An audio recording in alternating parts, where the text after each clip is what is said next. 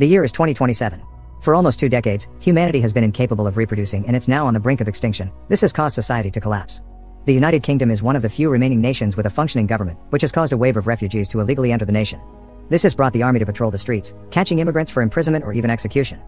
The story begins when our protagonist, Theo Farron, enters a bakery to get some coffee and hears the news on the TV. The youngest person in the world passed away. After years of struggling with his celebrity status his age had earned him, he was attacked by a fan for not wanting to give out his autograph. Everyone in the shop seems to be devastated by this tragedy, but Theo doesn't look too bothered.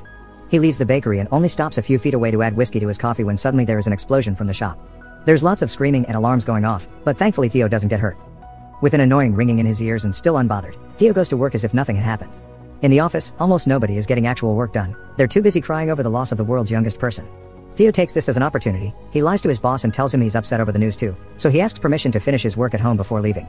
On his way back, the train he's taken is constantly on the receiving end of stones from rebels and indigents. There also are many cages filled with refugees and guarded by the cops on the station. This still doesn't make Theo even blink. Outside the station, Theo meets with his old friend Jasper Palmer.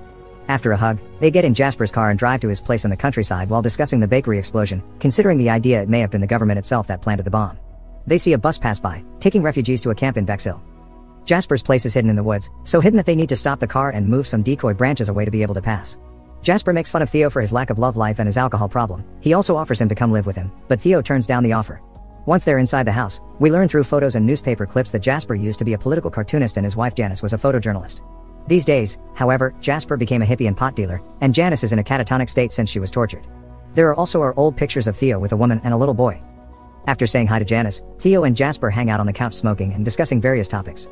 Jasper mentions his main client is an immigration cop at the Bexhill camp, and they argue over the possible existence of the Human Project, a secret scientific organization with hidden facilities where they're trying to find a cure to humanity's infertility.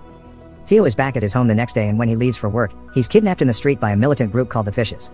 Face covered, they put him in the van and don't uncover him until they have him in Fishes territory. When Theo opens his eyes again, he is in a protected room, and he sees for the first time in years his ex-wife Julian Taylor, who apologizes for the theatrics, but they had to do this to avoid the police. She's been a wanted woman since their activist days, but Theo has left that life behind. After explaining they weren't the ones who put the bomb in the bakery, Julian takes Theo outside for a walk. The reason why she's made him come is that she needs transfer papers for a refugee girl to get to the coast, and Theo can get them through his cousin. Theo turns down the idea, and when Julian offers monetary compensation, he says he doesn't need her money, an obvious lie. Since he isn't collaborating, Julian makes her people cover his face again and take him out of their place. While on the van, one of the Fishes tells Theo this has never happened and that they'll always be watching him. Another one gives him a paper sign to hang on the tube in case he changes his mind. Then Theo is thrown in the middle of the street with some change for the bus. Sometime later, it seems Theo does end up changing his mind, because he pays his cousin Nigel, who works as a minister, a visit. A fancy car with its own driver picks him up and takes him to the private residence, where the minister keeps and restores classic works of art, like Michelangelo's David, which is missing a chunk of its leg. After hugging, they have lunch together with the minister's son, who ignores them completely while playing on a screen connected directly to his body. After asking his cousin about his wife, Theo asks for the transfer papers by making up a story that they're for his girlfriend to be able to visit her very sick brother in Brighton. Nigel points out it's a huge favor since it's highly controlled, and after yelling at his son to take his pills, he asks Theo to follow him to the window, where he tells him he'll see what he can do.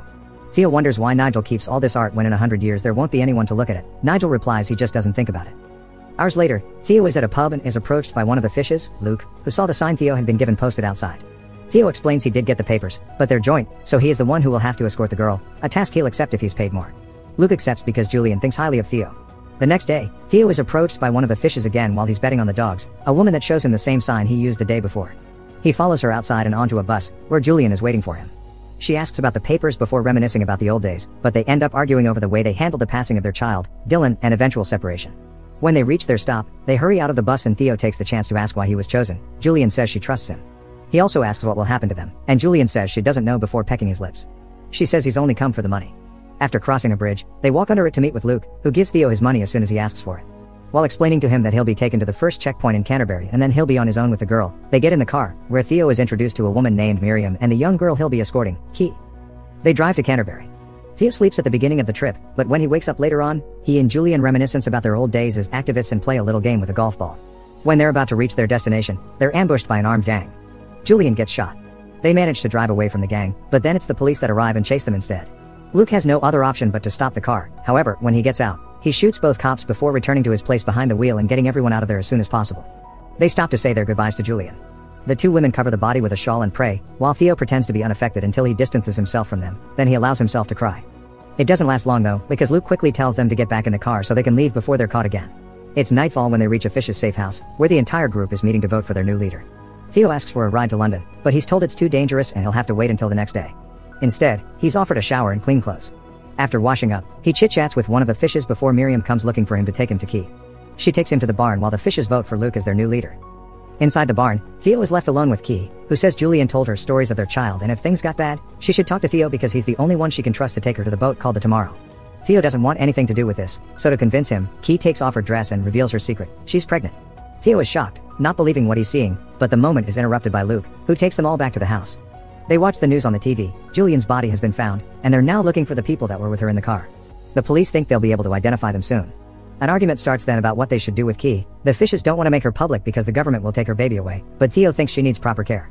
There's also the matter of the human project being rather difficult to contact, so they may lose their only chance if they don't go to meet that boat. Key decides to stay and have her baby in the safe house, but she still wants to be taken to the Tomorrow after her baby is born. Later that night, Theo can't sleep, so he is awake to hear the noises of people arriving outside. He sneaks around to secretly learn what's going on. It's the people that attacked them earlier. The ambush had been Luke's plan so he could become the leader and take control of the baby to use it as a political tool in their revolution. Theo won't allow this, so he rushes to Key's and Miriam's bedroom to tell them what's going on and help them escape. They sneak outside and while hiding from the guards, they carefully approach each car. They disable two of them and enter the third one, which won't start. Theo gets off and starts pushing it, gaining the attention of the fishes. Theo gets back in the car, which still doesn't start but at least is moving thanks to the fact they're going downhill. The men are going after them but aren't allowed to shoot because the girl is in the car, so they try to grab them through the window, but Theo and Miriam push them away. The car stops once more mid-hill. Theo gets out to push it again.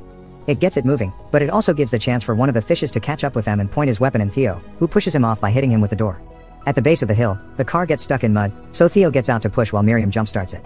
It takes her a few tries but the car does end up working, so well in fact Theo has to run after it to get back inside. Miriam stops it for him and with Theo back with the women, they manage to escape the farm. Theo tells Miriam he knows of a place where they can hide and takes them to Jasper's house, who receives them with open arms. While having dinner, they discuss their options. The human project's boat will have 2 stops, and neither of them looks good. Winsmore is too far away to make it there in time, and the Bexhill is the refugee camp. Jasper thinks that's the solution, and tells them to eat while he gets some things ready. The next morning, Miriam is outside practicing something similar to yoga and Key is braiding Janice's hair. Theo approaches her and asks her about the pregnancy. She's 8 months pregnant and she doesn't know who the father is. At that moment, Jasper returns with a plan. The group can go to the Bexhill camp and meet with Jasper's cop buyer, who will smuggle them inside so they can get to their boat. Key accepts this plan. Night falls. While Theo is having a drink, he hears the others sharing a smoke and chatting. Jasper tells the women the story of how Theo and Julian met, as protesters in the middle of a rally by chance, and their relationship took a bad turn when they lost their kid to the flu pandemic. Not being able to hear more of it, Theo leaves them to their chat and goes to bed. The next morning, everyone's woken up by the alarm. The fishes have found them. Jasper gives Theo the instructions of how to contact Sid then sends him to the car with the women, refusing to go with them. He wants to stay, saying he's gotten out of worse situations. Theo drives the girls away but stops the car at a hill to look at what's going on in the house from afar. The fishes arrive and not liking Jasper's answers, they shoot him. Theo doesn't tell Key this. He says everything is okay before driving away for good this time. They make it to their meeting point the next day, an abandoned school. While Key enjoys the swings, Miriam tells Theo about her old job as a midwife and how she saw the infertility issue affect all her patients little by little. A truck arrives then. It's Sid, their contact. After exchanging the password, Sid gets them in the truck and drives them away to the refugee camp. Key has her first contraction on the way. They tell Sid it's just her being carsick. They make it to Bexhill, and Sid tells them to put on sad refugee faces before moving them from the truck and into a bus filled with refugees that quickly leaves the area. Soon enough, Key's contractions start getting worse and by the time they make it to the actual camp, her water breaks. A guard notices her state of distress, so Miriam distracts him by acting as if going through religious mania, so she's taken away to be executed. He's also about to take Keith, so Theo points at the water on the floor between her legs and says it's urine and excrement, effectively driving him away. Theo and Key leave the bus and join a line where Theo loses Key for a short moment when a guard tells him to lose his clock, but they reunite soon after. The line that is eventually released into the city that became the refugee camp, and there they look for Marichka, a Romanian woman that takes them to a safe abandoned building and gives them a private room where Key can have her baby. Labor is hard on Key, but Theo guides her and eventually she gives birth to a healthy baby girl. The next day, Sid comes by to check on them. The city's become a dangerous mess after a wall blew up and people started to flee, so Sid's come to help them escape. When he sees the baby, he promises he'll take them to a boat, but Marichka is against this idea, implying he isn't a good man. Sid takes out his gun then and reveals he knows there's a bounty on their heads that he plans to earn. On their way downstairs, Marichka manages to push Sid off and Theo jumps on him to get him away from Key. After Marichka hits him with a stick, the three of them start running away, with Sid breathing on their backs. They go down a hallway to reach a street and when Sid gets stuck on the door, Theo finishes him off with a brick to the head.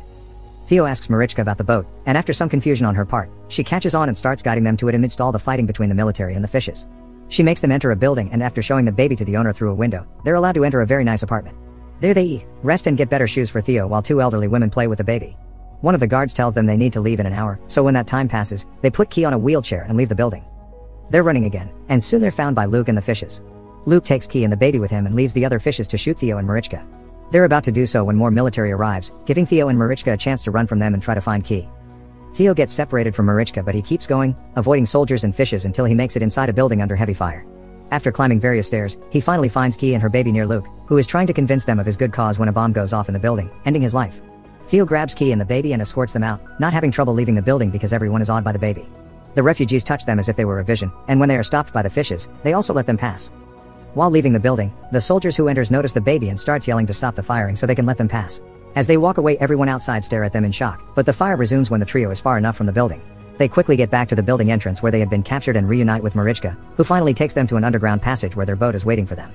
After refusing to join them, Marichka pushes the boat and sends them to the sea. Theo rows until they make it to the buoy that will serve as their rendezvous point. While waiting, Key notices blood on the boat and Theo tells him it's his. He's been shot, but he's fine. When the baby starts crying, Theo teaches her to burp her, and Key decides then that she will call her daughter Dylan, after Theo's child. It is then that Theo loses consciousness and perhaps even passes away exactly as the Tomorrow arrives to take Key and Dylan to safety. Make sure to subscribe and turn on notifications so you can watch more videos like this. Thanks for watching.